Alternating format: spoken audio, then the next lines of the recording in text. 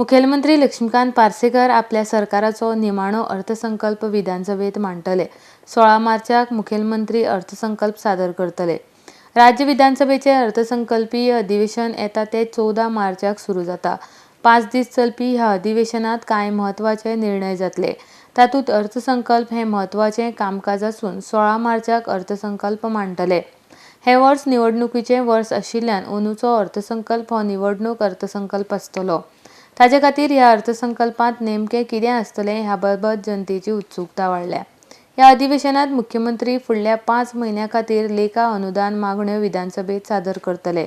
हें अधिवेशन फक्त 5 दिसांचें आशिल्ल्यान संपूर्ण अर्थसंकल्पाक मान्यताय मेळची ना। जुलय म्हयन्यांत सुरू जावपी अधिवेशनात संपूर्ण अर्थसंकल्प संमत जातलो। जुलयतलें अधिवेशन 3 आठवड्याचें आसून प्रत्यक्षांत 15 दिसांचें कामकाज चलतलें।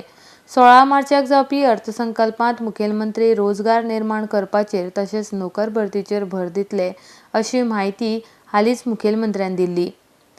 ह्या अर्थसंकल्पीय अधिवेशनात बेकायदा घरां कायदेशीर करपाचे विधेयकाक संमती मेळटली। तशेंच खण उद्देजकांक चालना मेळची म्हण ट्रक धनी, बार्ज धनी खण उद्देजकांक कांय सवलती दिवपाचें सरकारान थारायलां। ह्या बजेटांत कसलेच कर वाडपाची शक्यताय ना। RDX Goa bureau report.